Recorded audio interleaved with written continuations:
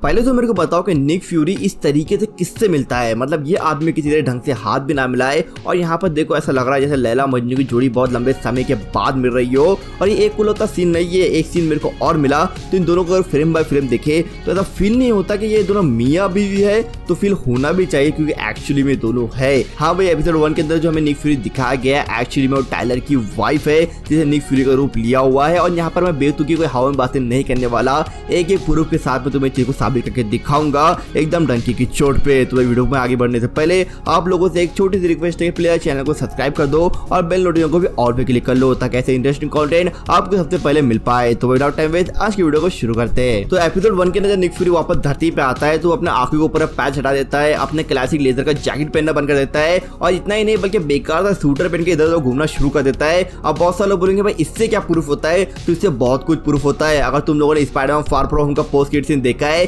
जहां पर जब टाइलर निक फ्यूरी का रूप लेता है तो उसकी आंखों के ऊपर पैच निकाल के फेंक देता है क्योंकि उसको बिल्कुल पसंद नहीं है और ना ही उसको निक फ्यूरी के जैकेट पहनने और कपड़े पहनने का अंदाज पसंद है। यानी कि इनडायरेक्टली जब भी स्कल किसी की बॉडी को कॉपी करते हैं तो उसकी पूरी नॉलेज ले लेते हैं, उसके चलने ढलने का अंदाज, उसके बोलने का अंदाज, सब कुछ वो कॉपी कर लेते हैं। लेकिन उसके बावजूद भी उनका खुद का दिमाग भी होता है। अगर उन्हें कोई चीज करना नहीं पसंद है तो वो नहीं करने वाले। जैसे टाइलर की वाइफ को निक फ्यूरी का पैच नहीं पसंद तो इसलिए रूप लेने के बाद भी वो उसका पैच नहीं लगाती। उसको वो अजीबोगरीब जैकेट जो निक फ्यूरी पहनता है वो पहनना नहीं पसंद तो इस वजह से वो भी जैकेट नहीं पहनती। उसको पसंद है स्वेटर पहनना और टोपी पहनना, जिस वजह से वो इस तरीके से टोपी और स्वेटर पहन के घूम रही है। भाई तुम लोगों को छोटा इधर लग रहा होगा लेकिन जब डिटेल से नोटिस करो भाई बहुत कुछ प्रूफ होता है। तो अगर तुम अभी भी कन्विंस नहीं हो रहे हो तो चलो भाई थोड़ा इतिहास उठा कर देखते हैं। मतलब एपिसोड 1 के अंदर निक फ्यूरी आखिर आया कहां से, साइबर स्पेस स्टेशन से। तो आखिर स्पेस स्टेशन को बनाने का आइडिया किसका था, क्या निक फ्यूरी का या शील्ड का या फिर गवर्नमेंट का? तो बिल्कुल भी नहीं भाई, एक्चुअली स्पेस स्टेशन बनाने का आइडिया था टाइलर की बीवी का। अगर तुम लोगों ने कैप्टन मार्वल मूवी देखी है तो उसके अंदर टाइलर की बीवी और काफी सारे स्कल जो होते हैं वो स्पेस में फंसे होते हैं बहुत ही लंबे टाइम तक,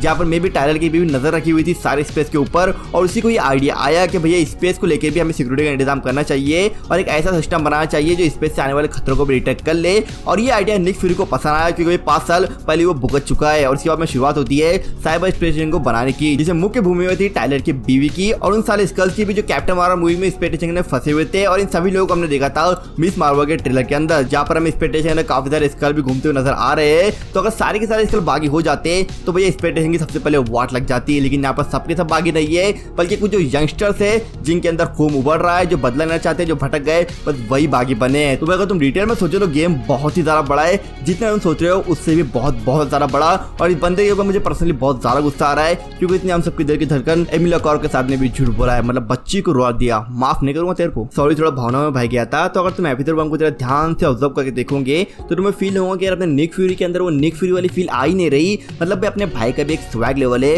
वो यहाँ पर फील होता ही नहीं है, थोड़ा मिसिंग लगता है। और भाई एपिसोड 1 के अंदर हमने देखा है कि निक फ्यूरी टाइलर के ऊपर एकदम अंधा भरोसा कर रहा था। इन दोनों की केमिस्ट्री का भी कमाल की लग रही थी और वो ताने वाने भी चल ही रहे थे जो एकदम मियाँ बीवी वाले मुझे बहुत ज्यादा फील हो रहे थे। और भाई सबसे बड़ा शॉकिंग बात ये थी कि निक फ्यूरी ने एक टाइम पे मारिया तक के ऊपर डाउट कर लिया था। अगर तुम लोगों ने बार वाला सीन देखा हो तो वहां पर निक फ्यूरी को मारिया के ऊपर तक डाउट हो जाता है कहीं भाई स्कल तो नहीं। लेकिन पूरे एपिसोड में निक फ्यूरी ने टाइलर के ऊपर एक पर्सन का भी डाउट नहीं किया था, जबकि वो एक टाइम पे स्कल्स का लीडर था। और निक फ्यूरी को उसको पूछना चाहिए था कि तुझे कैसे नहीं पता भाई कि इतने बड़ा भंगड़ हो रही हो तो कुछ भी नहीं कर सकता, तेरे कोई साथी तक नहीं है, सबके सब कहाँ चले गए, पीछे घुस गए। मैं सॉरी थोड़ा गुस्से में आगे चला गया था क्योंकि बंदे के ऊपर बहुत अभी मुझे गुस्सा आ रहा है जो उसने किया अमीला के साथ में, बदला अपन लेके रहेगा। तो सॉरी टॉपिक को वापस आते हैं। तो देखो अगर तुम मेरे सारे एलिगेशन को एक तरफ कोड़े में उठा के फेंक भी दो तब भी इस सीन को तुम कैसे जस्टिफाई करोगे? भाई अपना लौंडा निक फ्यूरी किसी से ढंग से हाथ तक नहीं मिलाता, किसी से ठीक से बात तक नहीं करता और यहाँ पर इनका मेन मिलाव को तुम आगे साबित कैसे करोगे यार? जरा देखो ऐसा लग रहा है दो प्यार के पंछी बहुत समय बाद एक साथ दाना चूम रहे हो। मतलब सॉरी तो डिस्कसिंग बोल दिया, ज़्यादा आगे चला गया। मतलब यार इस सीन को ना तुम जस्टिफाई किसी भी एंगल से नहीं कर सकते। तो थोड़ा सोचो और तुम्हारा क्या ओपिनियन है मुझे कमेंट करके बताओ। मेरे को तो 1000% लगता है कि निक फ्यूरी नहीं बल्कि टाइलर की वाइफ है जिसने स्कल का रूप लिया हुआ है। तुम्हारा क्या पर्सनल ओपिनियन है कमेंट सेक्शन में जरूर बताना।